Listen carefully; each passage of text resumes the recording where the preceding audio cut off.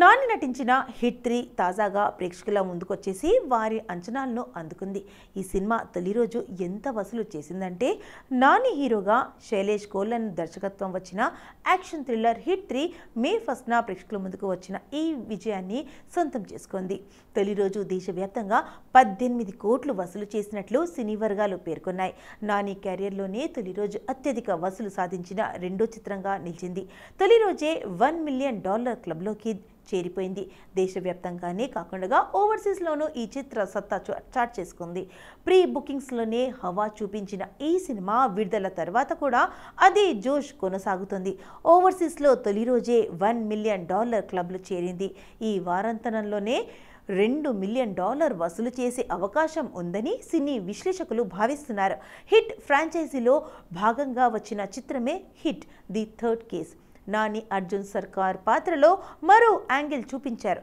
సాఫ్ట్గా కనిపిస్తూనే వైలెంట్గా నటించారు. బుక్ మై షోలో రికార్డు. ప్రముఖ ticket booking platform book my షోలోను హిట్ ది థర్డ్ కేస్ రికార్డులు సృష్టించింది. 24 గంటల్లో 2.72 లక్షల టికెట్లు అమ్ముడైనట్లు సంస్థ తెలిపింది. నాని కెరీర్లో ఒకే రోజు ఇన్ని టికెట్స్ సెల్ కావడం ఇదే తొలిసారి అని పేర్కొంది. అదేంటంటే అర్జున్ సర్కార్ అంటే నాని ఐపీఎస్ అధికారి. జమ్మూ కాశ్మీర్లోని హోమిసైడ్ ఇన్వెస్టిగేటివ్ టీమ్ హిట్లో విధులు నిర్వహిస్తున్న క్రమంలో క్రూరమైన ఓ హత్య కేసు వెలుగులోకి వస్తుంది. అది ఎవరు చేశారో పరిశోధిస్తుండగా అచ్చం అదే తరహాలో దేశవ్యాప్తంగా 13 హత్యలు జరిగిన సంగతి వెలుగులోకి వస్తుంది. దీని వెనుక ఓ పెద్ద నెట్వర్క్ ఉందని అర్జున్ తెలుసుకుంటాడు. దాన్ని ఛేదించేందుకు బీహార్, గుజరాత్ తదితర ప్రాంతాలకు వెళ్తాడు. ఆ కేసు కొలిక్కి వచ్చేలోపు అర్జున్ విశాఖకి బదిలీ అవుతాడు. అక్కడికి వచ్చాక కూడా ఈ కేసుని ఛేదించేందుకు ఏం చేశాడు? వరుసగా జరుగుతున్న ఈ హత్యల వెనుక దాగిన చీకటి కోణాలేమిటి? వాటిని చేయనున్నది ఎవరు? ఆయనకి మృదల్ శ్రీనిధికి మధ్య ఉన్న సంబంధం ఏమిటి? తదితర విషయాన్ని తెరపై చూపించి తెలుసుకోవాల్సిందే. గుడ్ బ్యాడ్ అగ్లీ ఓటీటీలోకి వచ్చేందుకు సిద్ధమైంది. నెట్ఫ్లిక్స్ వేదికగా స్ట్రీమింగ్ కానుంది. అజిత్ నటించిన తాజా action comedy film good bad ugly. ఇటీవల విడుదలైన ఈ సినిమా మంచి టాక్ను సొంతం చేసుకుంది. ఇప్పుడు ఈ చిత్రం ఓటీటీ ప్రేక్షకులను అలరించేందుకు సిద్ధమైంది. నెట్ఫ్లిక్స్ వేదికగా మే 8 నుంచి స్ట్రీమింగ్ కానుంది. అజిత్ సరసన త్రిష నటించిన ఈ సినిమాకు అదిక్ రవిచంద్రన్ దర్శకత్వం వహించారు.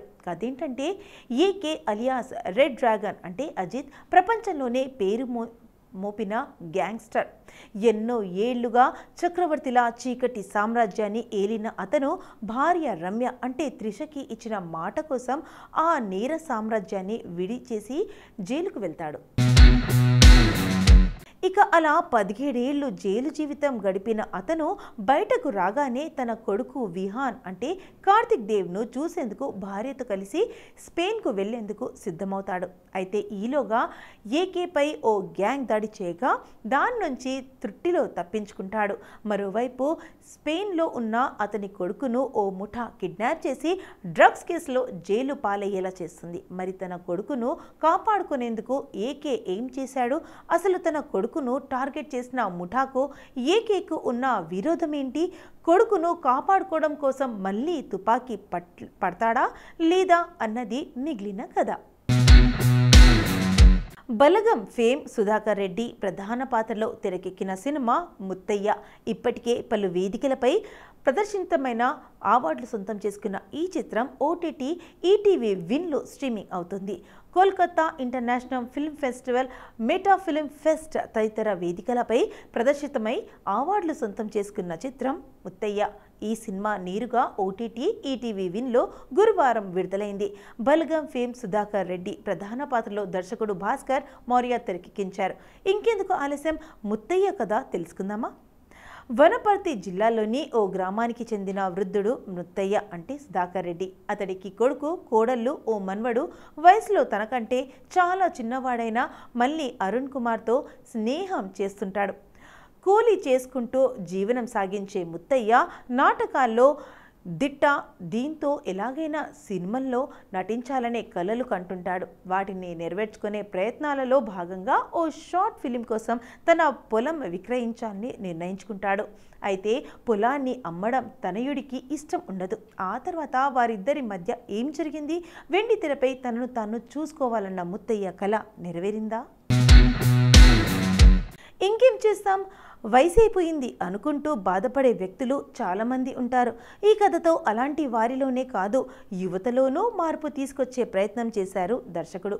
లక్ష్యం చేరినా చేరకపోయినా దానికోసం చేసే ప్రయాణం ఎంత గొప్పగా ఉంటుందో ముత్తయ్య పాత్ర కళ్లకు కట్టినట్లుగా చూపిస్తుంది. వృద్ధాప్యంలో అనుకున్నది సాధించొచ్చనే భరోసా ఇస్తుంది. అలా అన్నీ ఇది పూర్తి స్థాయిలో ఎమోషనల్గా సాగే చిత్రం అనుకుంటే పొరపాటే.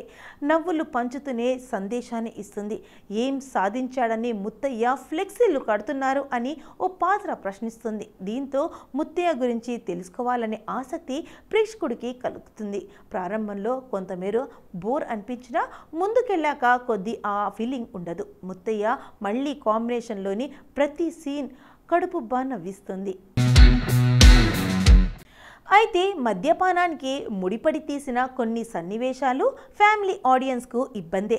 ఓవైపు సినిమాల్లోకి వెళ్లాలని ముత్తయ్య చేస్తున్న ప్రయత్నాలు ఫలిస్తాయా అనే కోణంలో కథను నడిపిస్తూనే మరోవైపు మళ్ళీ ప్రేమ ప్రయాణాన్ని తెరపైకి తీసుకొచ్చారు. తాను ప్రేమించిన అమ్మాయితో మళ్ళీ చెప్పే మాటలు ప్రేక్షకుడికి గిలిగింతలు పెడతాయి. ఒకానొక దశలో ఈ లవ్ స్టోరీ కాస్త ఉత్కంఠం రేకిస్తుంది. ఫోన్తోనూ సినిమాలు తీయొచ్చని తెలుసుకున్న ముత్తయ్య మళ్ళీకి ఆ విషయం చెప్పడం, అతడు ముత్తయ్య చెప్పిన డైలాగులు రికార్డ్ చేయడంలోనూ నవ్వులే. ఎటకిలకు షార్ట్ ఫిలింలో నటించే అవకాశం వచ్చిందని ఆనందం పడిన ముత్తయ్యను కన్న కొడుకు బాధించేలా మాట్లాడడంతో కథ మరో మలుపు తిరుగుతుంది. అక్కడి నుంచి డ్రామా మొదలవుతుంది. కానీ క్లైమాక్స్లో మళ్ళీ నవ్వుకోవచ్చు. ఊహించని దానికన్నా భిన్నంగా ముగింపు ఉంది. నిన్ను చూస్తుంటే నా చెంపపై నేనే కొట్టుకున్నట్టుంది. ఈ వయసులోనూ లక్ష్యం అంటున్నావు, నేను మాత్రం షాపులో పడుకుంటున్నా అని మళ్ళీ చెప్పే డైలాగ్ ఆలోచింపజేస్తుంది. బలగంలో కొమరయ్యగా నటించి తెలుగు ప్రేక్షకులను మెప్పించిన సుధాకర్ రెడ్డి ఈ సినిమాలో ముత్తయ్యగా మరోసారి సత్తా చాటారు. ముఖ్యంగా ఓ నాటక ప్రదర్శనలో శభాష్ అనిపిస్తారు. మళ్ళీ పాత్రలో నటించిన అరుణ్ కుమార్ రెడ్డి టైమింగ్ బాగుంది. వీరిద్దరికే స్క్రీన్ ప్రెజెన్స్ ఎక్కువ. ఇతరులు పరిధి మేరకు నటించారు. కుటుంబంతో కలిసి చూడొచ్చు. డ్రింకింగ్ నేపథ్యంలో సాగే ఒక ట్రెండ్ సన్నివేశాలు మినహా ఇందులో ఎలాంటి అసభ్యకర సీన్స్, సంభాషణలు లేవు. బలాలు సుధాకర్ రెడ్డి హాస్యం, బలహీనతలు ప్రారంభంలో సాగదీత, చివరిగా నవ్విస్తూ సందేశాన్నిచ్చే ముత్తయ్య. కా సినిమా ఖాతాల్లో మరో అవార్డు చేరింది. ఓ సంస్థ నిర్వహించే దాదాసాహెబ్ ఫాల్కే ఫిలిం ఫెస్టివల్లో ఇది ఉత్తమ చిత్రంగా నిలిచింది. నటుడు కిరణ్ అబ్బవరం ప్రధాన పాత్రలో నటించిన చిత్రం కా. ఈ సినిమా అరుదైన గౌరవాన్ని సొంతం చేసుకుంది. ఓ సంస్థ నిర్వహించే దాదాసాహెబ్ ఫాల్కే ఫిలిం ఫెస్టివల్లో ఉత్తమ చిత్రంగా అవార్డును సొంతం చేసుకుంది. దీంతో చిత్ర బృందానికి నెటిజన్లు శుభాకాంక్షలు తెలుపుతున్నారు. నూతన దర్శకులు సుజిత్, సందీప్ సంయుక్తంగా తెరకెక్కించారు. నయన్ సారిక, తన్వీర్ రామ్ కథానాయకులు. గతేడాది విడుదలైన ఈ చిత్రం పాజిటివ్ టాక్ను సొంతం చేసుకుంది.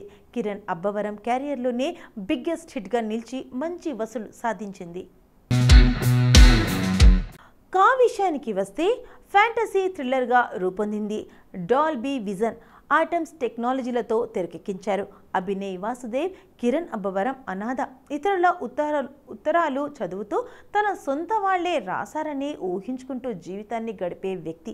అలా ఓ రోజు ఉత్తరం చదువుతుండగా ఆ ఊళ్ళో కనిపించకుండా పోయిన అమ్మాయిల గురించి ఓ విషయం తెలుస్తుంది. ఆ తర్వాత అతని జీవితంలో ఎలాంటి సంఘటనలు ఎదురయ్యాయి అనే నేపథ్యంలో సిద్ధమైన చిత్రం ఇది. దీనికి కొనసాగింపుగా పార్ట్ 2 ఉంటుందని ఇప్పటికే టీం ప్రకటించింది. పార్ట్ 1తో పోలిస్తే పార్ట్ 2 మరింత ఉత్కంఠగా సాగేలా చూస్తామని టీం చెప్పింది.